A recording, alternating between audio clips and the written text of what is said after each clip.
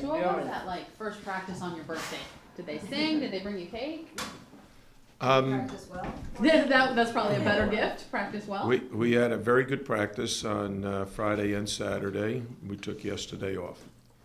And according to NCAA rules now, we're allowed 30 practices during a 40-day window.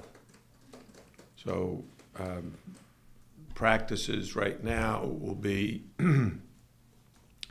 practice for 2 days, take a day off, practice for 3 days, take a day off, maybe take 2 days off in a row, what have you, until first game begins. What did you see in your first two practices? Well, what I've seen from the very beginning when we started our individual skill development in the first week of school is a group that seems to be very focused. And they have a lot of experience now. We only have 2 freshmen, and everybody else is experienced with what we do. So things are moving along very, very quickly and very productively. This year we only have 10 guys available who are on scholarship. We have 1 player sitting out. He can't play. 1 scholarship we've never used. We've actually been continuing to look for someone and just hadn't found what we were looking for. How did the freshmen, there's only 2 of them, but how have they been looking so far? Well, I think they're at that stage where they're learning, and in basketball the game is very much about instincts, but right now they have to think too much because they're learning new things. But I'm very, very pleased with their progress, both of them. In terms of some of the veterans, obviously health was an issue late in the year. Where does everybody stand now, and especially Angel with all he had to go through with the Well, Angel is fine, but he missed a week leading up to the first practice because he had his wisdom teeth removed.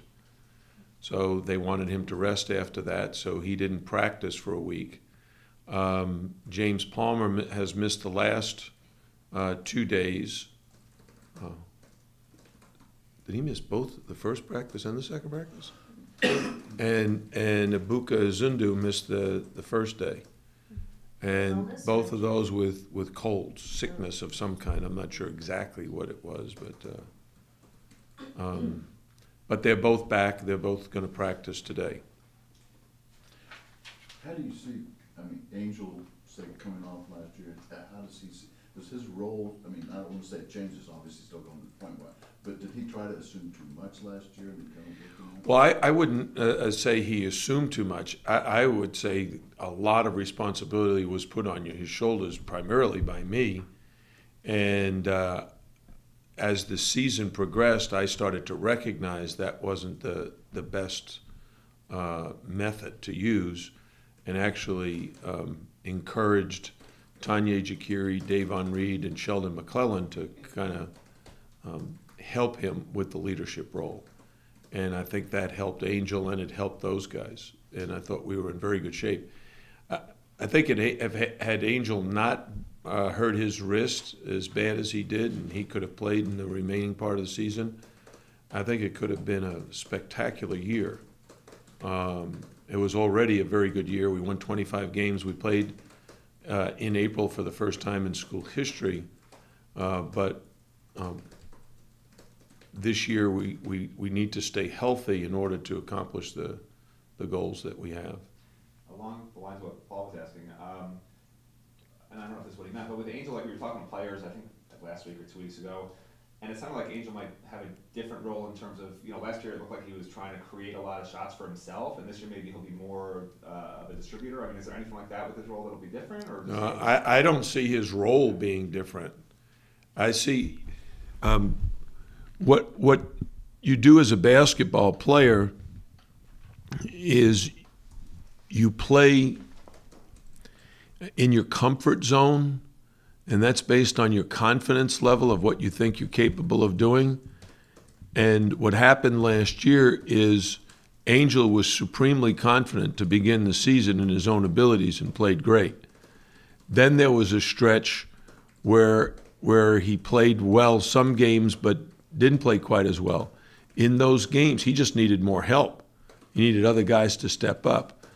When Angel got injured, it required other guys to step up. And they not only stepped up a little bit, they stepped up a lot of times in a very big way. Excuse me. And I think now they feel much more confident and comfortable in being a leader. You know, Sheldon McClellan is a very good example of a guy who plays very much within himself. He never forces anything. He's not someone who takes bad shots. But he probably was very comfortable in many situations just giving the ball to Angel and let Angel make the decision. Whereas late in the year, without Angel there, he realized, hey, I'm the one that has to make the decision. And he stepped up and played very, very well. Was Palmer one of those guys too? Well, James Palmer was a freshman last year who's just trying to figure things out. And he is much better prepared this year to be the kind of player that we're very, very confident he can be. He's still only going to be a sophomore. I know everybody thinks you should be great when you're a freshman so you can be one and done. But quite honestly, college is a process.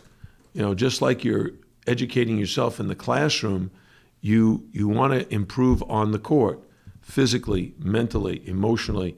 And in James Palmer's situation, he was very, very young last year. But his body has changed. He's a much stronger athlete. His confidence has grown. He's being very, very aggressive in all our workouts. So I think he's headed towards a great year. But again, he's just a sophomore. He's competing for a lot of playing time this year. But I think when he's on the court, he's going to be very productive.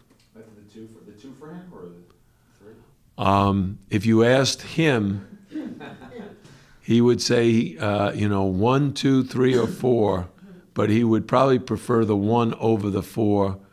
But we both feel like 2 and 3 are probably his best spots right now. Although I'll be, depending on how we end up recruiting, we need a point guard. Oh. If we don't get a point guard, James Palmer will be playing some serious point next year. What about Kamari Murphy? I mean, he comes in with experience in the Big 12, kind of like Sheldon and Angel. What do you see him contributing? Love him. Mm-hmm. Last year, I thought 2 areas that we really needed to improve and we needed to devote a lot of attention to. Kamari Murphy does very well. He's an outstanding defender and rebounder. Terrific athlete. He can guard 1 through 5, and that's how quick he is.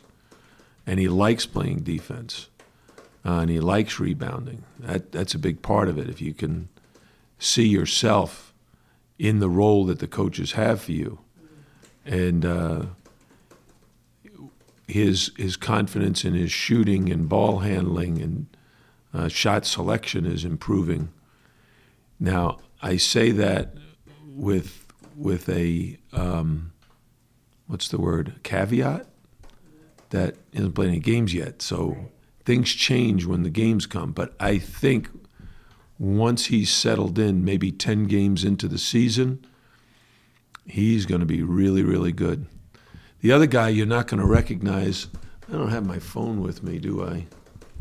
Do you have it? What? Were you going to say Yvonne? Yvonne Cruz-Uceda? He's kind of Have you seen his changed picture? body. No, he changed his body. Last year at this time, Yvonne Cruz-Uceda weighed 237 pounds and was 24% body fat. He's now 217 pounds and he's 9% body fat. He's faster, quicker, stronger, jumps higher, is more confident, more comfortable, and his teammates are more confident and comfortable with him. He's in for a great senior year. Why did that happen? Steve Feldy. Okay. Well, first of all, Steve Feldy gets a lot of the credit because he's our strength and conditioning coach. But quite honestly, just like any improvement, it's really the player. He's got to be willing to do what you're asking him to do, and he needs to do it at a very high level. And Ivan was bound and determined to become a better athlete. Last year, from a defensive standpoint, he struggled guarding ball screens. This year, he's much more comfortable doing it. That doesn't mean he's going to be like Kamari Murphy, but he's a much better Ivan than he was a year ago. Is that something you challenged him to do, or he just decided on his own? We challenge all our players to do that. You look at Tanya Jakiri's body. Do you remember what he looked like as a freshman? Do you see what he looks like now? Right. He was the opposite. He went from 215 pounds to 250 pounds. But he's all muscle. He's a huge human being. And his confidence has grown as well. He's now really looking to score more. And if he can average a double-double, which is our goal for him, then he's going to be an all-conference player in the ACC and probably an NBA draft choice. Hey Jim, I think I've asked this the last 2 years, the first time we met with you before the season, but I think it was the year that the team was really, really good. You met with the higher-ups and you told them, this is a team to watch, and then the next year, or a couple years later, you lost a bunch of players. You said, be patient with us. What would your message be, to the board of trustees or whoever it is that you give these messages to about this year's team? How excited are you about this group? I did speak to the board of trustees despite the fact that my wife thought it was not a great idea.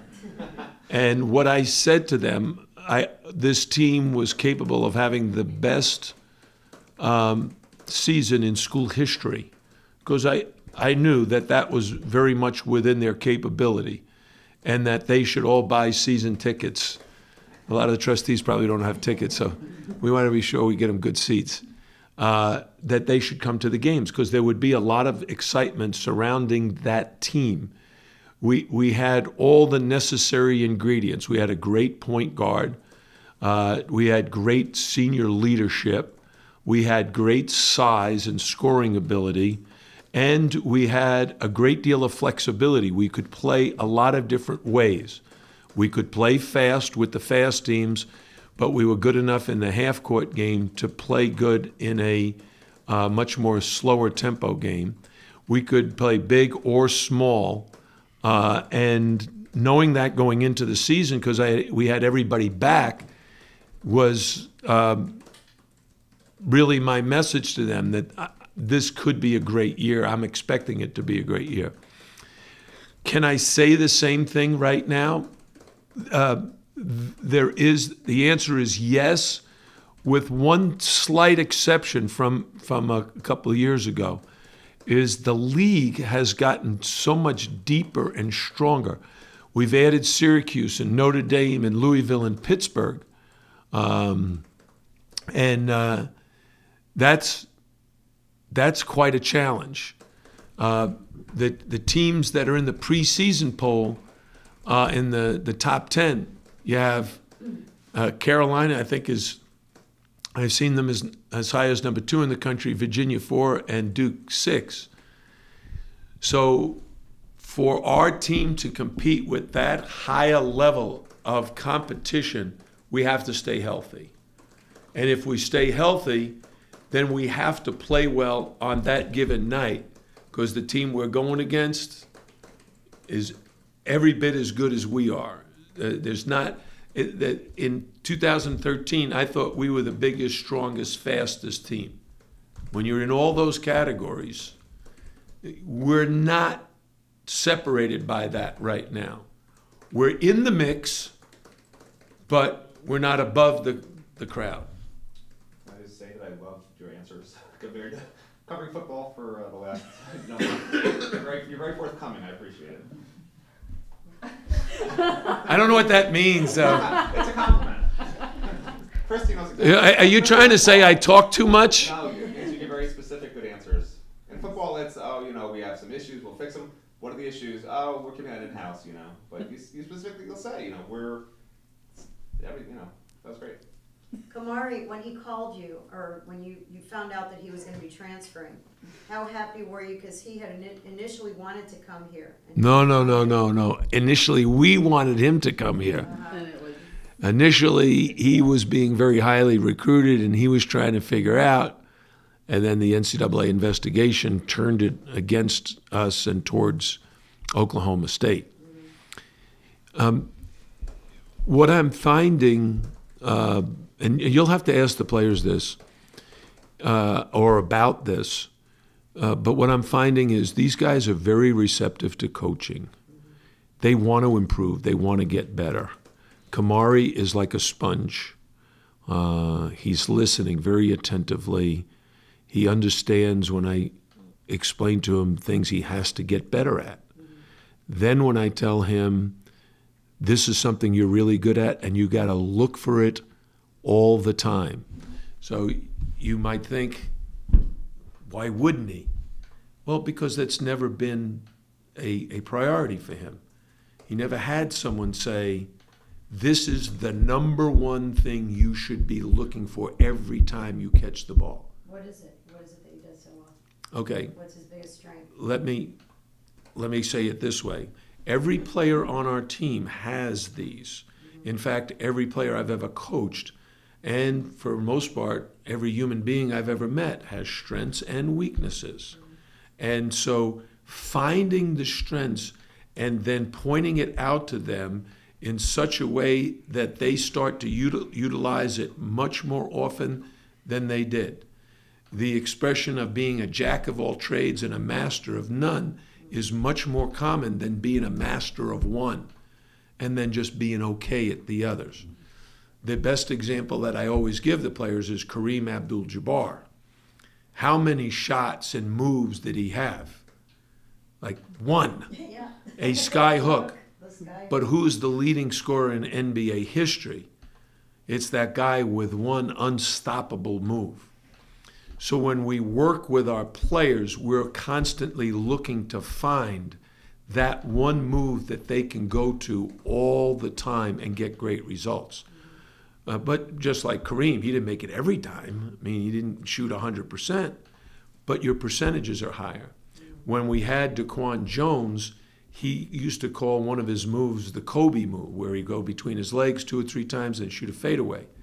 The only problem with that, he loved the move, but he didn't make it at a high percentage. He maybe made it 20% of the time. But he had this great little right-hand jump hook, which he made 57% of the time.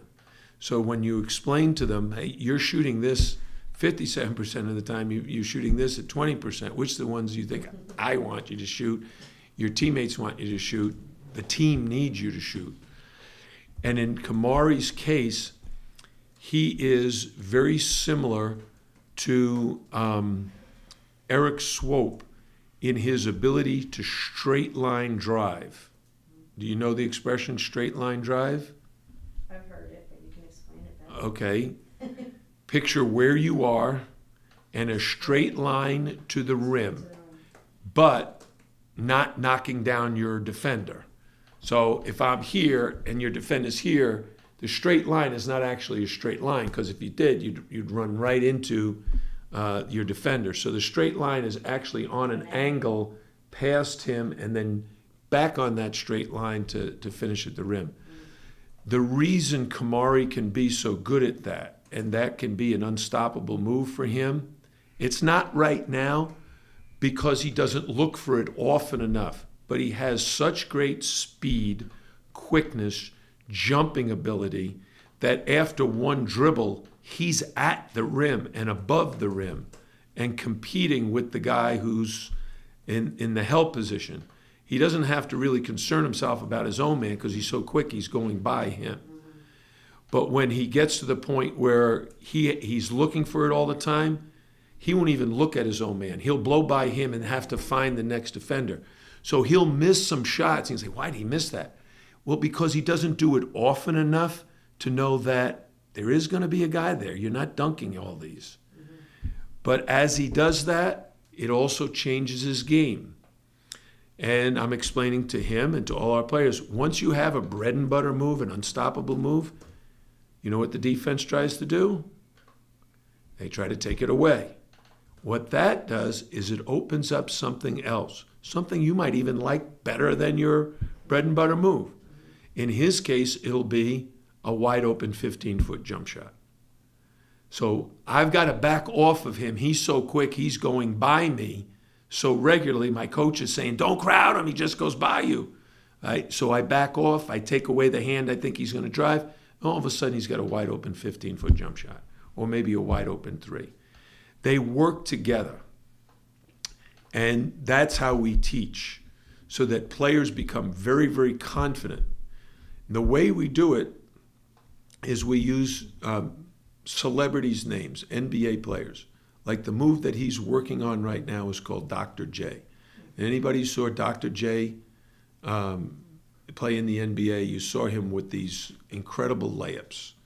And that's the move we want Kamari to perfect. Jim, when you look at just kind of where college basketball is now, the transfer situation, you guys have benefited, obviously been able to bring some guys in, lost some guys and after the off season. Which just kind of what are your thoughts on just, is it too easy for these kids sometimes? Do you wish it were easier? You know, just kind of, or is this just where the game is right now, that this exists and it's just... The answer to your question is far more complicated than I can get in a short press conference like this. But the answer is we have a very unusual culture, and it starts at a very young age, where kids are being brainwashed or convinced of something that may or may not be true, but it affects their thinking. It affects their parents' thinking. It impacts how they look at things. So someone at the college level who's gone through this culture, has grown up in this culture, reaches a stage where he's a freshman, the expectation is so high, oftentimes a coach can't meet the player's expectation or the parent's expectation. Part of it is because the coach created it himself because he was so excited about recruiting this very good prospect, saying, you can be this in our program. But then when the coach gets him, he finds out, ooh, I didn't realize he had so much work to do in certain areas. One story I like to tell, we had a player at George Mason named Larran Campbell, one of the nicest people you ever wanted to meet, very, very coachable. When we signed him out of high school, I thought the kid was going to be just absolutely sensational. He averaged 29 points a game in high school. He led his team to the state championship. He lost to Jeff Green's team, the NBA player, in the state championship game. When he came with 3 other freshmen. And 2 of those other freshmen, who were not nearly as highly regarded, were better than him. Not because they were better at him in areas of like scoring or shooting or ball handling, all the things you notice, they were better than him defensively. And that was an area of his game he had to improve in order to become the player that he would eventually become. So he sat on the bench a good bit as a freshman. And in one conversation in December, he came in and he said, Coach, how come I'm not playing? I said, well, Larran, I've told you all along that you need to improve your defense. I told you during the recruiting process. I've told you in the preseason. I'm telling you again now, if you want to play more, you have to improve your defense. A month later, he still wasn't playing that much. He came in, Coach, how can I earn more playing time? And I said, well, Larran, I told you have to improve your defense. And he said, you were serious about that? Because his self-image was based on, I averaged 29 points a game as a high school senior. I was everything. Yeah, but to become the player you need to be, you need to learn to defend. And he became a terrific defender and helped us get to the Final Four. But it took till his sophomore year for him to reach that point. What happens is, in most cases, unlike Larran Campbell, most of these kids, midway through their freshman year, they start thinking about transferring because they didn't get the immediate satisfaction of a ton of playing time. Some kids do. You know, you saw what Duke did with last year with 3 freshmen in their starting lineup. They were incredibly awesome. Those kids were ready. Doesn't mean that they didn't have things to learn. It's that there was no one better than them at those things anyway, so they got to play 30 minutes and learn while they improved. and they improved well enough defensively to win a national championship.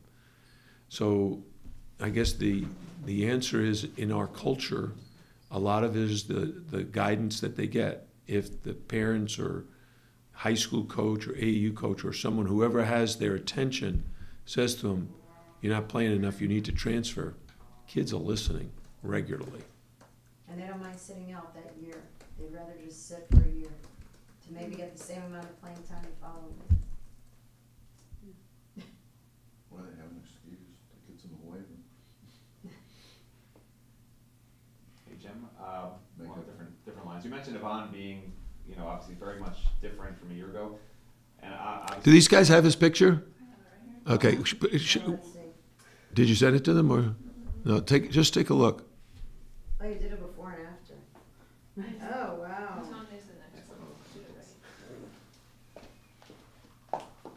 my goodness.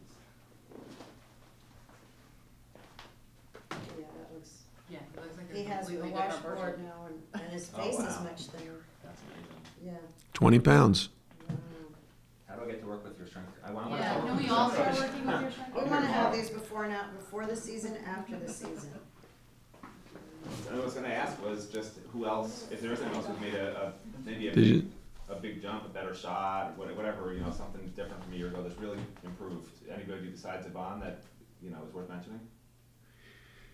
Well, there are a number of guys. The first one is Davon Reed, is just getting better and better at everything. I thought he was a very good freshman, an improved sophomore despite the injury. He overcame the injury to still have a great sophomore year. And now he's really playing at a high level. Jaquan Newton has really improved his free throw shooting. I believe James Palmer falls into that category too, but he missed 2 days of practice, so it's not quite as evident. Tanye's improved just about every aspect of his game. Who else? I think the guy that will improve most notably or noticeably this year will be Ibuka Azundu. But I think Anthony Lawrence is right behind him with that too. He's working really hard. But I think we've improved a lot. So you seem excited, optimistic. Oh yeah, this is going to be a fun year. We've got a great home court schedule. I hope the fans will turn out in large numbers to support this team. The league is great. I wish the ACC Big Ten Challenge was at home. We've had really good ACC Big Ten Challenge games here. We beat Michigan State 3 years ago, and last year we beat Illinois at home. But we have to travel to Nebraska, and that's actually the team that we played 2 years ago at Nebraska. So I guess they didn't take that into consideration. I'm also excited about bringing Angel Rodriguez to Puerto Rico. He gets a chance to play in front of his family and friends.